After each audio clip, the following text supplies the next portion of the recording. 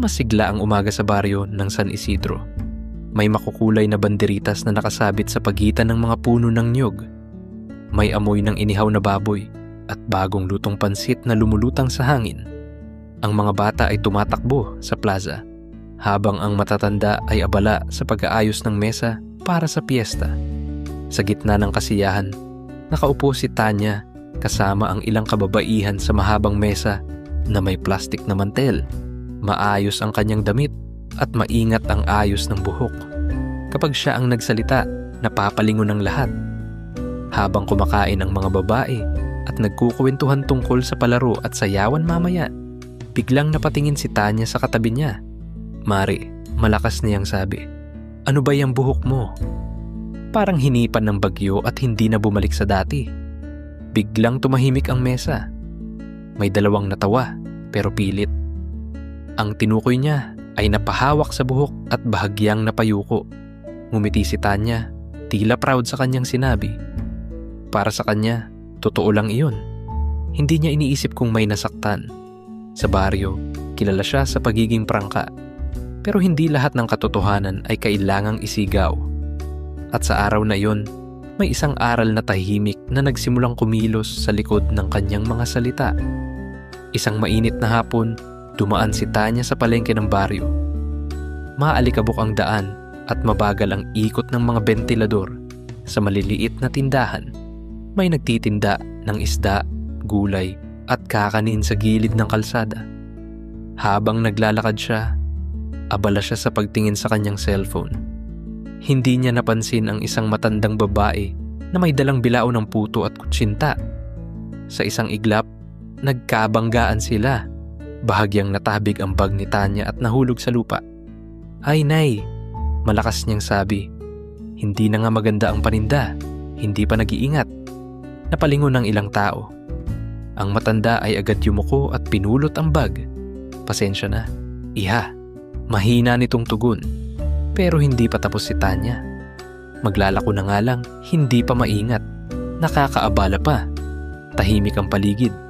May ilang nakatingin, pero walang nagsalita. Tinitigan siya ng matanda. Hindi galit ang mukha nito, kundi parang may alam na hindi niya alam. "Anak," sabi nito ng mahinahon. Ang salitang masakit ay babalik din. Napairap lang si Tanya at tuluyan siyang umalis.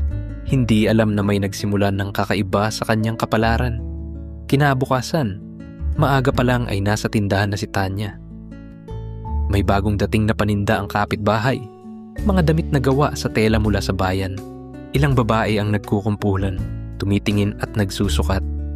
Lumapit si Tanya, nakangiti. "Uy, bagay sana sa iyo iyan," sabi niya sa isang dalaga. Saglit siyang tumigil, saka nagdagdag, "Kaso ang laki ng braso mo." May ilang napangiti. Ang dalaga ay natahimik. Bigla, napahinto si Tanya. May kakaibang pakiramdam sa kanyang labi. Parang may maliit na bagay na nakatusok. Isang manipis na tinik ang nahulog sa sahig. Napaatras ang mga babae. "Ano yon?" Bulong ng isa. Napahawak si Tanya sa bibig. "Wala lang siguro. May nakain lang akong may tinik." Ngunit nang muli siyang magsalita, "Hindi talaga bagay sa'yo ang ganyang estilo." May isa pang mas matulis na tinik ang lumabas. Tahimik ang paligid. Doon niya napansin ang kakaiba. Tuwing may masakit siyang komento, may sumusunod na matalim na bagay. Hindi siya nananakit gamit ang kamay, pero ang kanyang pagiging taklesa, walang preno, walang pakiramdam, ay tila may sariling kapalit.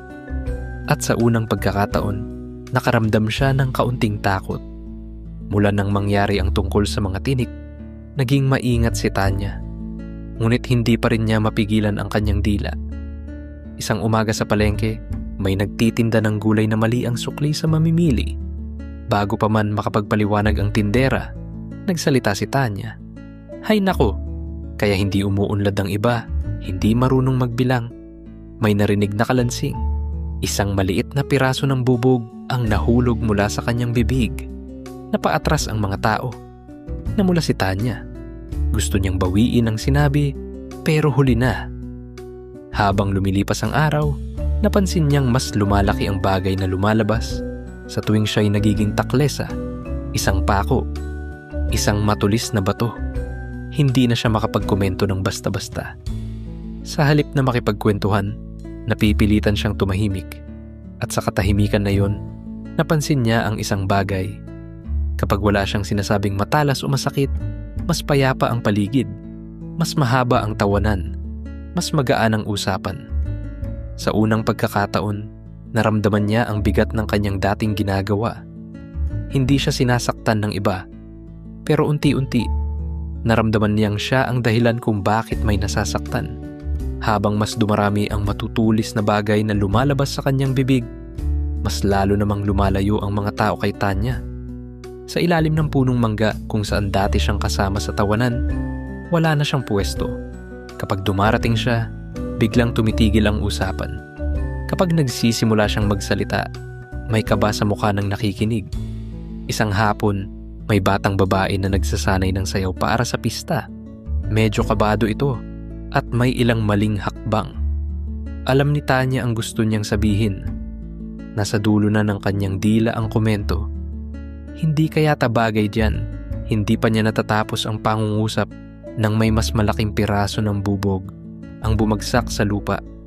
Nagulat ang bata at napaurong. Tahimik ang paligid. Sa unang pagkakataon, nakita ni Tanya ang takot sa mata ng isang bata dahil sa kanya. Bigla siyang napahinto. Hindi niya ginustong manakit. Akala niya pagiging totoo lang iyon. Pero ngayon, ramdam niya ang bigat ng bawat salitang binibitawan niya. Umuwi siyang mabagal ang hakbang. Sa gabing iyon, hindi tinik ang gumising sa kanya, kundi ang konsensya. Kinabukasan, maaga pa lang ay gising na si Tanya. Tahimik ang baryo. May hamog pa sa damuhan at maririnig ang tilaok ng manok sa likod bahay. Habang nagwawalis siya sa harap ng kanilang bahay, nakita niya ang batang minsan niyang napahiya. Naglalakad ito, papuntang eskwela, dala ang lumang bag. Saglit siyang natigilan. Dati, may masasabi na agad siya tungkol sa kupas na uniforme o luma nitong sapatos. Ngayon, huminga muna siya. "Maaga ka, iho," sabi niya ng mahinahon. "Sipag mo naman." Napatingin ang bata sa kanya. May pag-aalinlangan sa mukha nito, pero ngumiti rin. Walang tinik, walang bubog. Parang may gumaan sa kanyang dibdib. Sa palengke, may isang babaeng nagtanong sa kanya kung bagay ba ang isang damit. Ramdam niyang gusto niyang magsabi ng puna na may halong lait, pero pinili niya ang ibang paraan. "Mas gaganda yan kung dagdagan mo ng simpleng hikaw," sabi niya. Walang matulis na bagay na lumabas. Sa unang pagkakataon, naunawaan niya. Hindi kailangang manakit para maging totoo. Unti-unting nagbago si Tanya.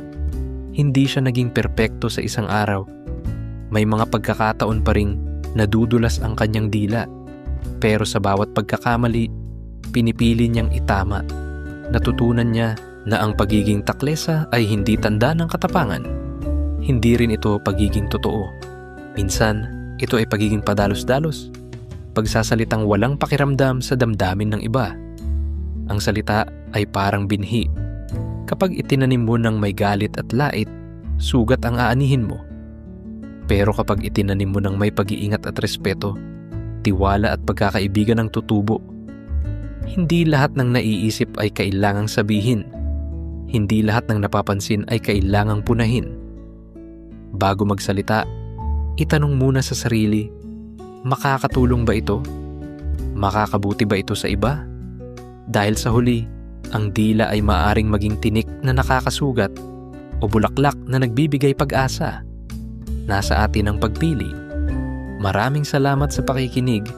Huwag kalimutang mag-like, share at subscribe. At samahan kami muli sa susunod na kwento.